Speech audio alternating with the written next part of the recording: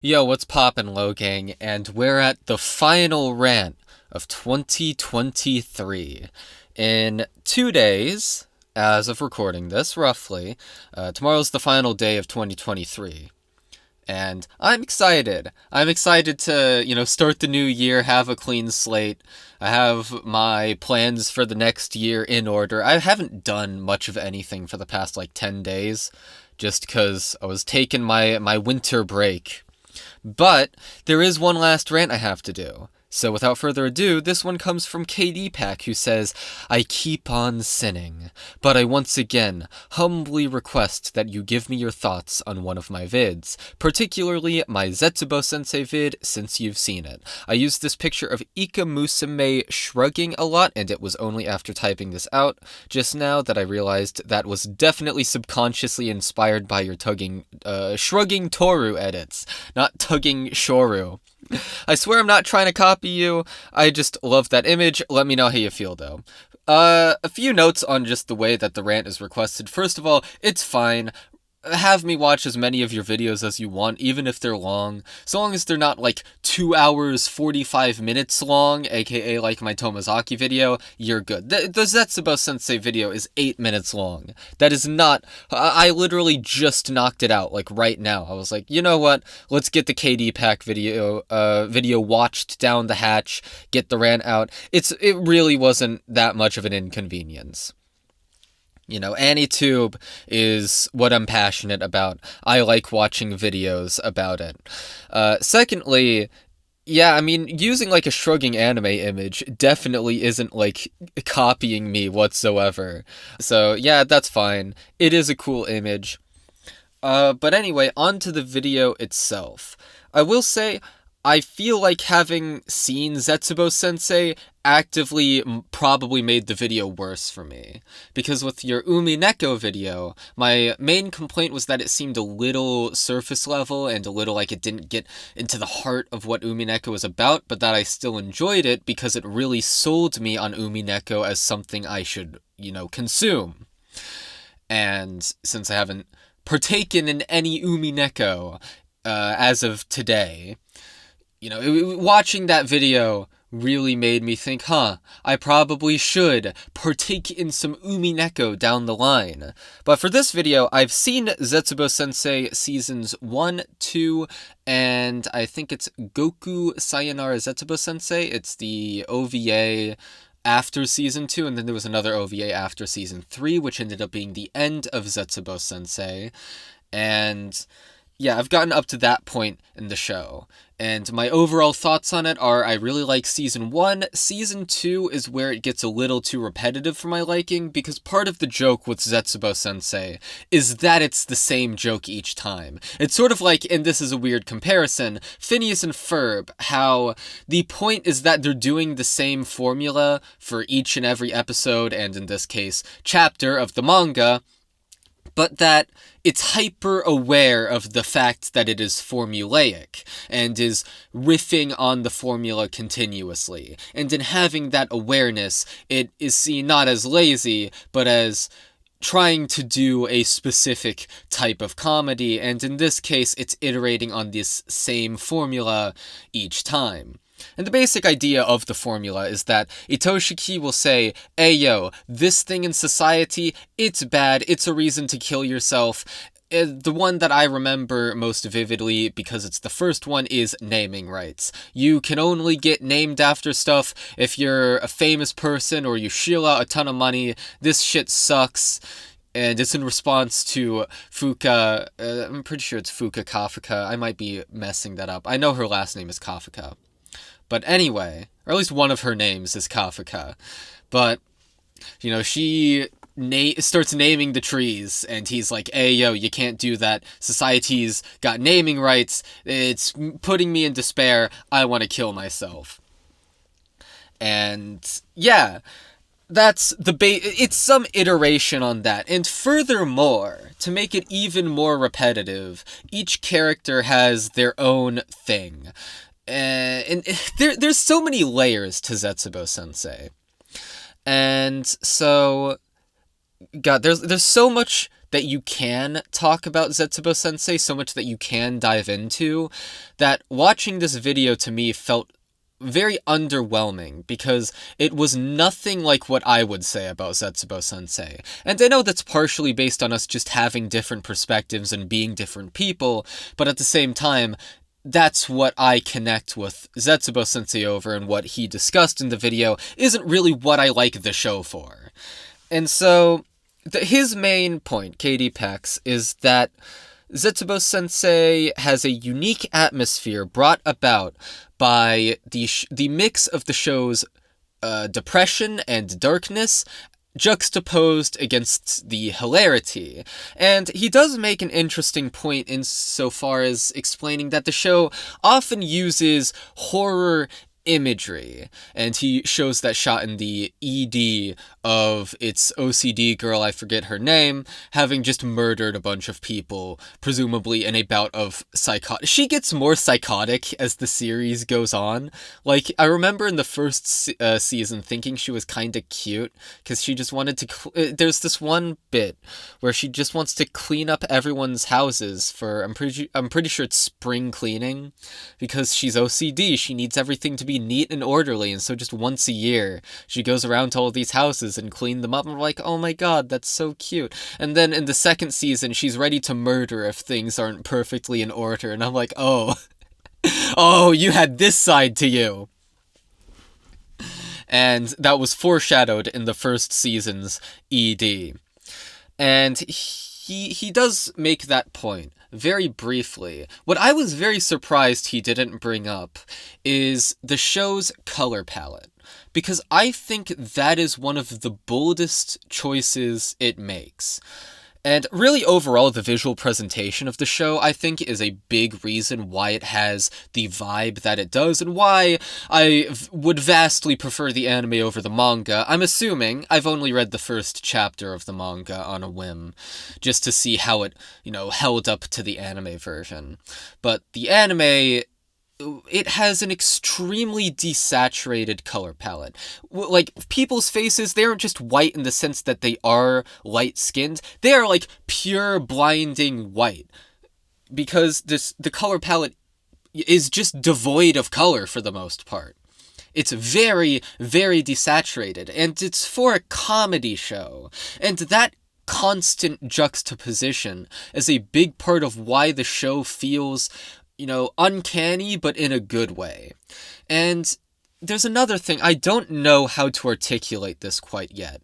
I'd have to rewatch the show, but if I were making a Zetsubou video, one of the first things I would bring up is how specific its atmosphere is. And Rufus almost gets to the heart of this, but I don't think quite brings up what I would, in the sense that it's not just that the show balances light and dark subject matters, and, by blending them together gives it this specific atmosphere, although that is part of the package.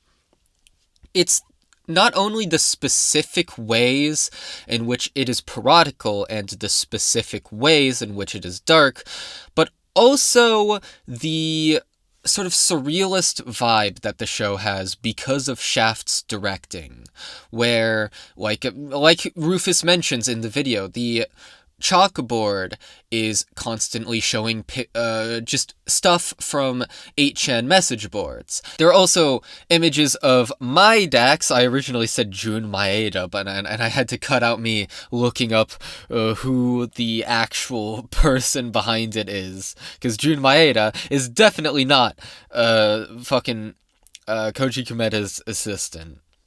But yeah, the assistant to the manga, his face is just randomly in the show to censor things, to be on the school, like just on top of the school, spinning around randomly. He just exists. And then the mangaka's face, Koji Kumeta, is in the OP. And it's this sense, there's also, I'm pretty sure, real-life objects, times when the screen just cuts to text.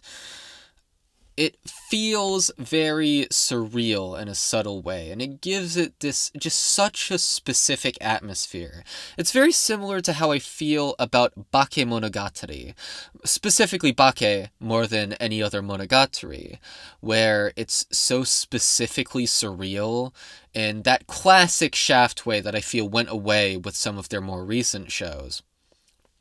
Well, especially with the most recent ones, but even, in the later 2010s, they were, well, yeah, like 2013, post that, God, I'm trying to define the specific era, but I keep remembering that, hey, Shaft went down the drain very, way sooner than I'd think.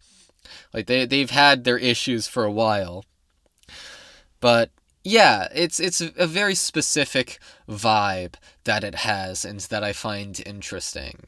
And I really would have liked a video to articulate what I cannot put a specific label on, but the surrealism present in it, I think, is really what puts the bow on the entire thing. But I guess my issue wouldn't be necessarily that it doesn't go into what I would go into, but that I don't think he did much to drag me into his perspective on why the way it goes about being a dark comedy is so good. Because, having seen the show, I know why it's a good dark comedy.